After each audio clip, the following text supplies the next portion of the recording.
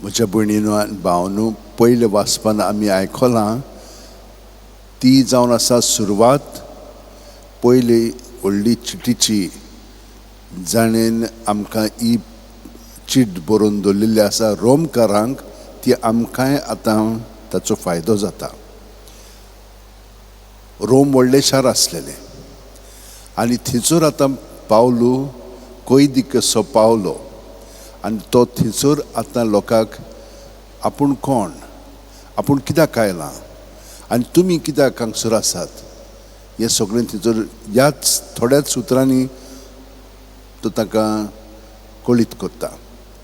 पयले सुवातेर पावलू कोण, आमी जाणो पावलू कोण आसलेलो पळय तो क्रिस्तांवांक मारून उडयतालो कित्याक ते सुमूर्ती प्रमाणे जियेनासलेले. पूण जेजून ताका आपल्या ताब्यांत केलो, ताका दर्शन घडलें, ते मेरेन सान ताचो बावतिमीज जालो आनी पवित्र आत्मो ताका दिलो आनी पवित्र आत्म्याचे शक्तीन जाणवायन जें ताणें शिकलेलें सुमूर्तींत तें आतां तो बरे भाशेन परगटूंक लागलो. हाका लागून ताका ती ताका दिरेंत आसा, धैर्य आसा, कारेज आसा आनी तो भियेन आसतना जेजूक परगट्टा. जेजू कोण आनी तो कोण? तो म्हणटा सायबीण माय भाशेन हांव ताचो चाकर. ताणें म्हाका निवडला ताची खबर, बरी खबर दुसऱ्यांक दिवंक, सगल्यांक दिवंक. जेजू कोण? दाविदाचे गोतींतलो, मासा रोगतान तो त्या घराण्यांतलो आनी देवान जें येवजिल्लें सुमूर्तीन बरयल्लें त्या प्रमाणे तो ह्या आमचे मदें आसा. पूण ताका मरणा वरवीं पुनर्जीवनपण मेळ्ळें आनी हातूंत ताणें देवाचें जिवीत कशे भाशेन तो जियेलो तें ताणें आमकां दाखयलें आनी देवाचें जिवीत जिवन ताणें आमकां आपलो पवित्र आत्मो धाडलेलो आसा. आनी हे परीन ताणें आमकां बाप, पूत आनी पवित्र कोण पळय तें कळीत केलेलें आसा.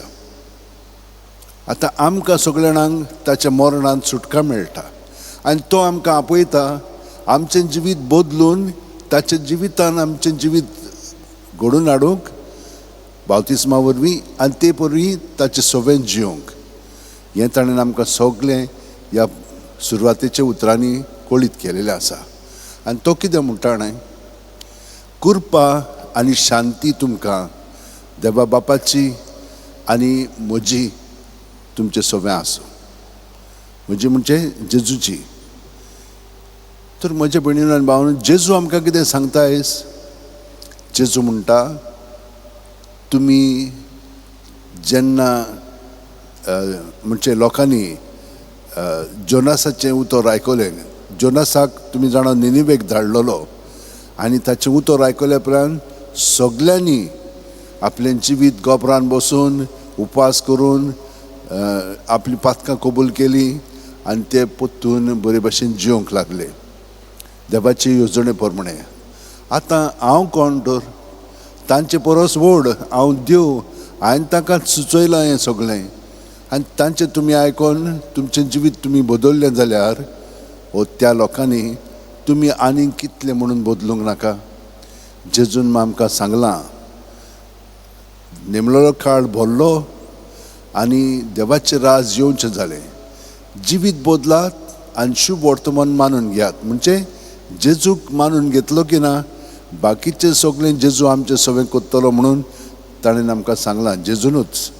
तर आमी म्हज्या भयणीन आनी भावनो दर दिसा जेन्ना हांगसर येता हांव तेन्ना आमचें जिवीत जेजूच्या जिवितान अदीक खोलायन जिवंक लागता आनी ताची उतरां आमी धरून ताचो पवित्र आत्मो आमकां प्रेरणा दिता कितें म्हणूंक, कशें करूंक सगळें त्या त्या वेळार तो आमकां सुचयता.